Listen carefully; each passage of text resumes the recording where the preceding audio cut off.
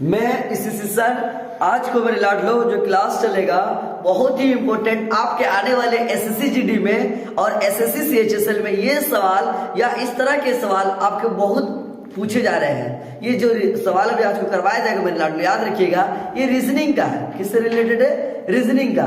तो हम सवाल की ओर आते हैं, गौर फरमाते हैं, थोड़ा सा ध्यान से देखते हैं सवाल को पहले कि किसी कुट भाषा में क्या बता मेरे लाडलो, किसी कुट भाषा में ADG को ZWT लिखा जाता है तो उसी कुट भाषा में BEH को किस प्रकार लिखा जाएगा।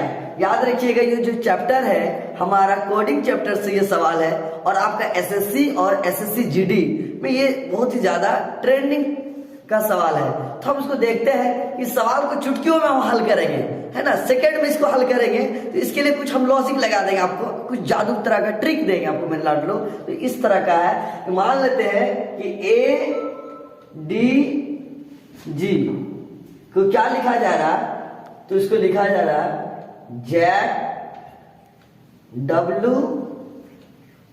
ZWT। ऐसे सवाल को बनाने के लिए हमको अल्फाबेट में अपने कमांड बनाना पड़ता है। अल्फाबेटिक में क्या बनाना पड़ता है मेरे लाडलो? कमांड बनाना पड़ता है। तो हम गौर फरमाएंगे कि A का ऑपोजिट क्या है? Z है, मतलब A2Z हुआ, D का उल्टा क्या हुआ? W हुआ, और G का उल्टा क्या हुआ मेरे लाडलो? T हुआ। अब इसका सवाल को हम भरबली चुटकियों में बना देंगे कि B,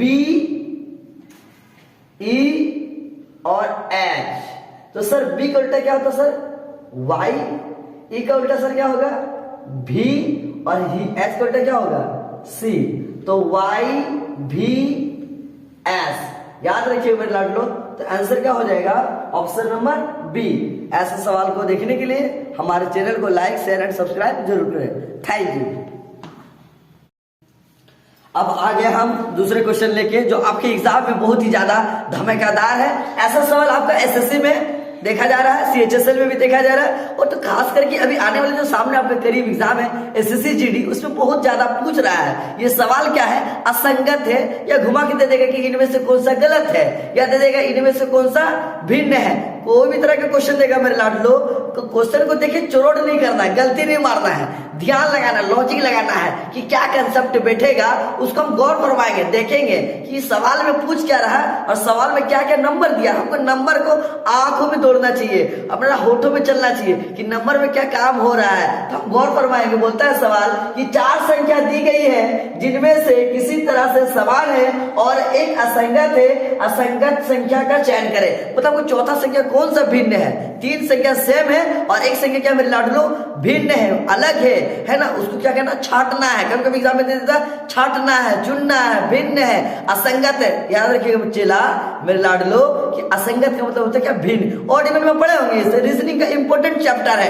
एनालॉजिक टेस्ट में इस तरह का सवाल कई मतलब पूछ दे रहा है। और याद रखिए हम पहले गौर फरमाते हैं कि सवाल नंबर ए में दिया है 144, बी में है 37 और सी में है 625 और डी में याद रखिएगा 81। तो हम पहले याद रखिए ऐसे सवाल को देखने के लिए पहले हम थोड़ा सा लॉजिक लगाते हैं कि 144 क्या दिख रहा है हमको, 625 क्या दिख रहा है, 81 क्या दिख रहा है। तो याद रखिए कि 12 का स्क्वायर हमें दिख रहा है सर, तो 12 का स्क्वायर क्या होता है? 144 होता है। 25 का स्क्वायर याद रखिए मेरे लाडलो कितना होता है? 625 होता है। और 9 का स्क्वायर कितना होता है? 81 होता है। तो सर इसका पापा, इसका पापा, इसका पापा, तीनों का पापा क्या है?